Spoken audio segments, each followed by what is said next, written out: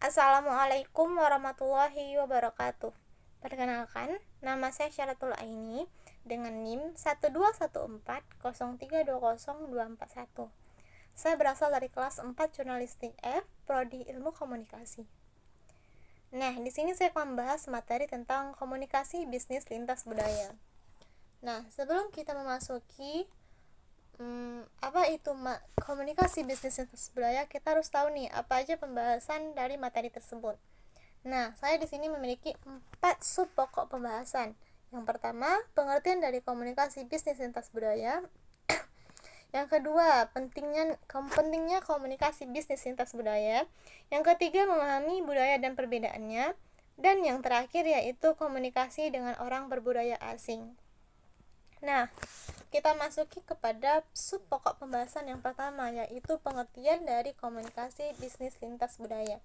Nah, komunikasi bisnis lintas budaya itu adalah komunikasi yang digunakan dalam dunia bisnis, baik itu komunikasi verbal maupun non-verbal, dengan memperhatikan faktor-faktor budaya di suatu daerah, wilayah, atau negara. Nah, berarti komunikasi lintas budaya ini bukan hanya untuk digunakan pada orang berbudaya asing atau multinasional, akan tetapi dia digunakan juga untuk budaya yang sudah tumbuh dan berkembang di berbagai daerah dalam wilayah suatu negara. Nah, seperti kita ambil contohnya itu dalam saya dapat dari jurnal Ilmu Komunikasi yang berjudul tentang model kompetensi komunikasi bisnis lintas budaya Indonesia dan Jerman. Nah, di jurnal ini antara penjual Indonesia dan pembeli Jerman ini harus memiliki motivation, knowledge, dan skill. Nah, di antara tiga ini, jika antara tiga ini berkesinambungan, maka akan menciptakan komunikasi yang baik dan terarah. Nah, langsung saja motivation ini seperti sebuah keinginan untuk mendapatkan penghargaan, potensial tujuan objektif, ataupun sebuah kecemasan. Nah, penjual Indonesia ini memiliki kompetensi karena munculnya keinginan untuk meraih keuntungan dari penjualan produk yang sudah ditawarkan. Nah, disinilah nanti yang membuat pembeli Jerman termotivasi untuk membeli produk yang sudah ditawarkan, yaitu karena keunikannya, harganya murah, berkualitas, dan praiknya. Pembeli yang berkepentingan untuk bisnis ini akan menjadi reseller. Tentu melihat dari sisi kuantitas barangnya, pembeli yang membeli untuk sebuah oleh-oleh yang mementingkan harga yang murah.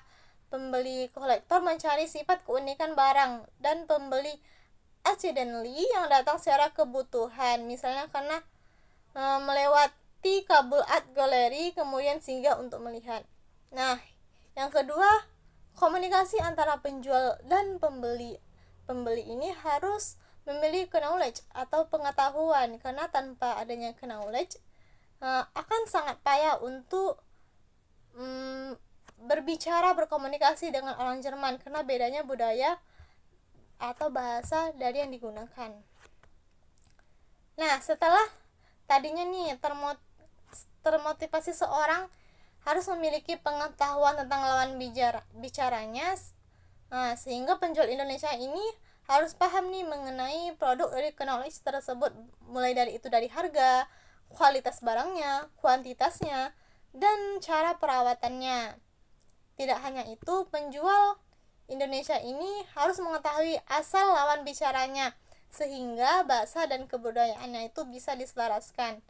Nah, ketika pembeli Jerman ini sudah mulai terbiasa dengan keadaan negara Indonesia, akan mencoba tawar-menawar, sedikit harga yang diberikan oleh penjual. Nah, selanjutnya yang terakhir yaitu skills. Nah, di skills ini atau keahlian,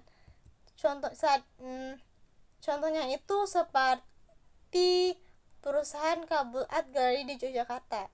Nah, di saat ini pada perusahaan itu menyediakan penjualan secara langsung di galeri Yogyakarta dan juga pemeran di berbagai negara, sehingga memberikan kursus di sekolah bahasa pada setiap pegawainya adalah cara terbaik bisa mempromosikan lukisannya pada pembeli mancanegara.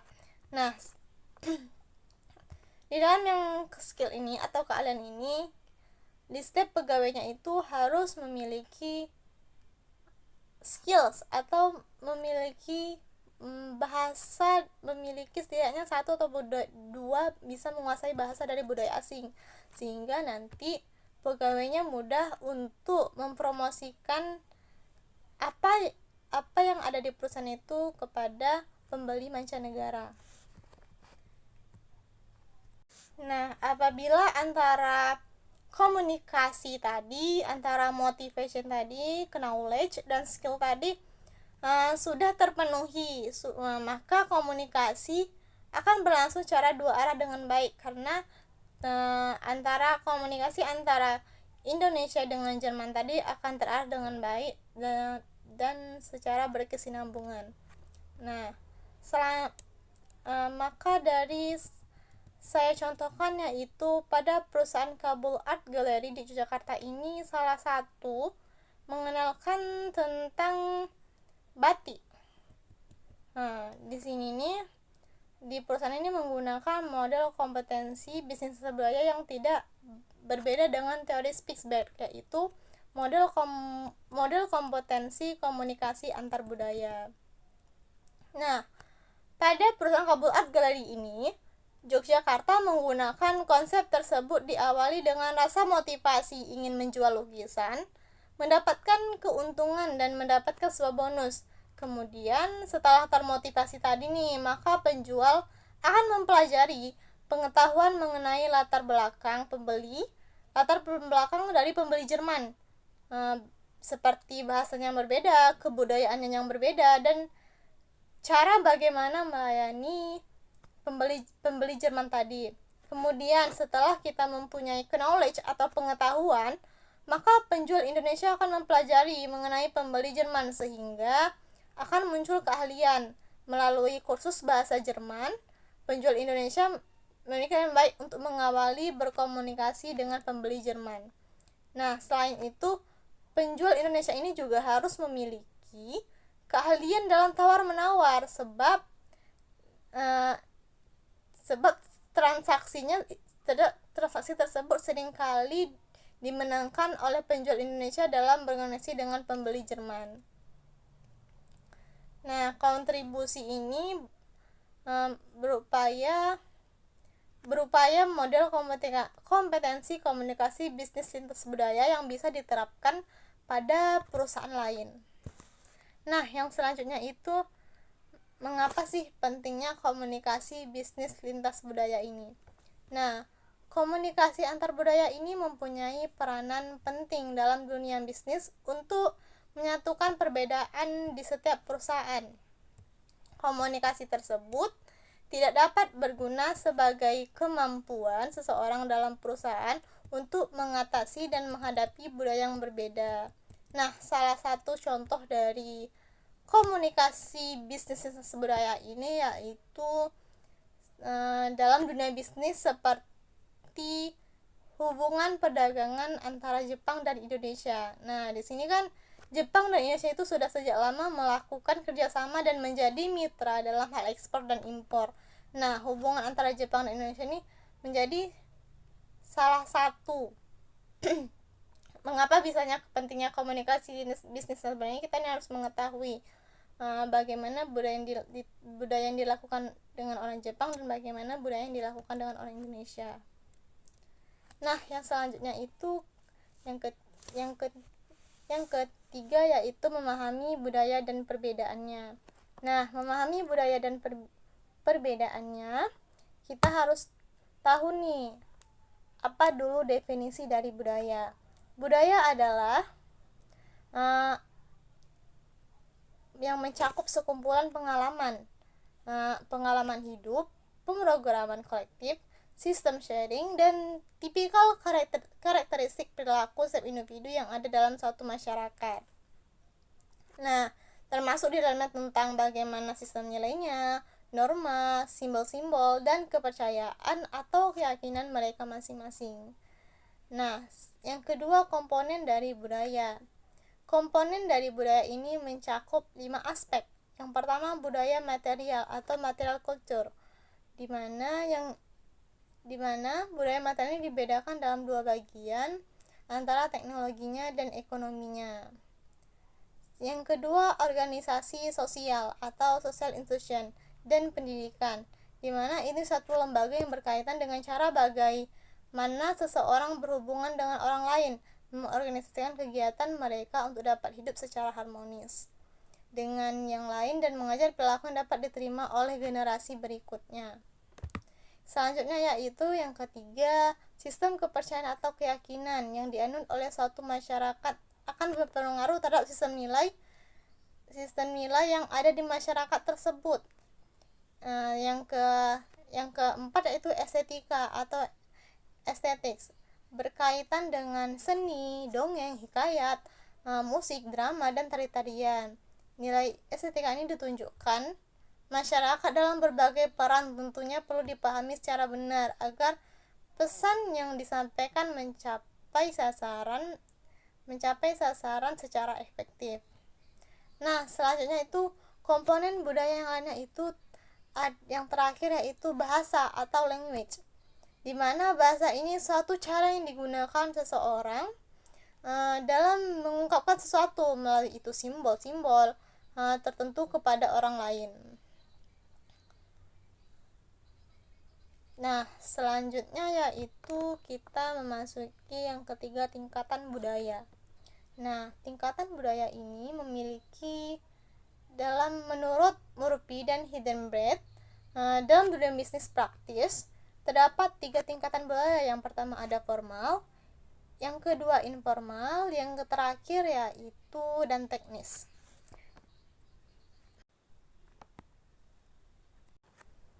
Nah, yang pertama yaitu formal.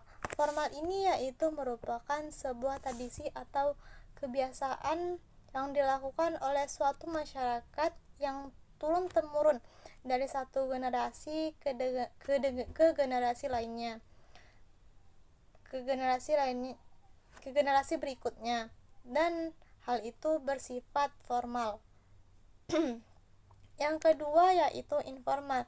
Nah, informal ini tingkatan ini budaya lebih banyak diteruskan oleh suatu masyarakat dari generasi ke generasi berikutnya melalui apa yang dilihat, didengar, dipakai, dan dilakukan tanpa diketahui alasannya mengapa hal itu harus dilakukan. Contohnya nih, seperti orang bersedia dipanggil dengan nama julukannya, bukan nama aslinya. Nah, yang terakhir yaitu tingkatan berikutnya itu adalah teknis. Nah, tingkatan ini bukti dan aturan merupakan hal yang terpenting yang terdapat suatu penjelasan yang logis mengapa suatu dilakukan yang lain tidak boleh dilakukan. Nah, contoh yang paling logis pada tingkatan formal itu seperti matematika. Kenapa matematika? Karena matematika ini merupakan suatu kegiatan tertentu yang dapat diprediksi waktunya secara tepat, seperti contohnya itu suatu kegiatan peluncuran roket bisa dimulai. Nah, selanjutnya itu yang keempat, mengenal perbedaan budaya. Nah, mengenal perbedaan budaya ini yaitu kita dapat lihat dari nilai sosialnya, peran dan statusnya, kebiasaannya, dan pengambilan keputusan, sikapnya terhadap waktu, bagaimana sikapnya terhadap waktu, penggunaan ruang dan jaraknya, konteks dari budayanya, bahasa tubuhnya, hukumnya, perilaku etis, dan perbedaan budaya perusahaan. Nah, selanjutnya yaitu terakhir, komunikasi dengan orang berbudaya asing. Nah, pertama, komunikasi dengan orang berbudaya asing, pertama yang kita bahas yaitu belajar tentang budaya. Nah, ketika kita berkeinginan untuk keluar negeri, kita harus siap nih menghadapi budaya yang yang sama sekali berbeda dengan budaya yang ada di negara kita. Contohnya nih, ketika misalnya kita mengadakan di forum rapat antara negara orang Jerman dan negara Indonesia, apabila kita mendapatkan apabila kita mengasih penghargaan atau mengungkapkan pada orang lain, biasanya di negara kita melakukan dengan tepuk tangan. Akan tetapi orang Jerman melakukan ketika dia mengapresiasi para pihak mereka akan mengetuk meja beramai-ramai seperti mengetuk pintu. Nah, di sini dapat dibedakan bahwa budaya di negara kita dengan budaya di negara lain itu berbeda. Nah, di sini maka diperlukan untuk kita harus mempelajari bagaimana budaya di negara kita dan budaya di negara lain. Seperti itu, seperti antara misalnya orang ketika kita mengucapkan kekaguman, ketika kita memberi penghargaan, maka kita akan bertepuk tangan. Akan tetapi ketika orang Jerman berada di forum rapat, setelah usai dari forum rapat itu, maka mereka ketika memberikan apresiasi kepada orang itu, maka mereka dengan mengetuk meja atau dengan mengetuk meja beramai-ramai seperti mengetuk pintu. Nah, selanjutnya itu mengembangkan keterampilan komunikasi lintas budaya. Nah, ketika kita bernegosiasi dengan orang, kita bernegosiasi dengan orang lain yang memiliki budaya yang berbeda, kita harus mempelajari komunikasi lintas budayanya. Pada umumnya akan membantu seseorang beradaptasi dalam setiap budaya, khususnya jika seseorang berhubungan dengan orang lain yang memiliki budaya yang berbeda. Nah, selanjutnya yaitu negosiasi lintas budaya. Nah, seperti kita mencoba membeli, menjual perusahaan atau menyewa kantor, negosiasi dengan orang lain yang memiliki budaya berbeda merupakan suatu bentuk ujian seberapa baik keterampilan komunikasi kita. Moran Style dan Boyer International, sebuah perusahaan yang bergerak di bidang pelatihan lintas budaya, membedakan budaya itu dalam dua kelompok, yaitu budaya permukaan seperti makanan, liburan, gaya hidup, dan budaya tinggi yang terdiri dari sikap dan nilai-nilai yang menjadi dasar budaya tersebut.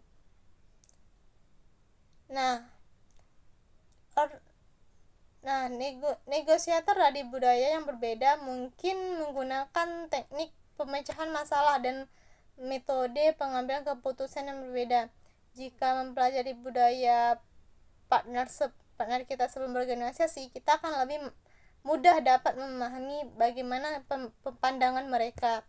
Lebih lanjutnya, menunjukkan sikap luas, hormat, sabar, dan sikap bersahabat akan membawa pengaruh yang baik bagi proses negosiasi yang sedang berjalan, yang pada akhirnya dapat ditemukan solusi menguntungkan kedua belah pihak. Nah, mungkin hanya itu penjelasan saya tentang materi komunikasi bisnis lintas budaya. Apabila ada kekurangan, saya mohon maaf, lebih dan kurang mohon maaf. Assalamualaikum warahmatullahi wabarakatuh. Terima kasih.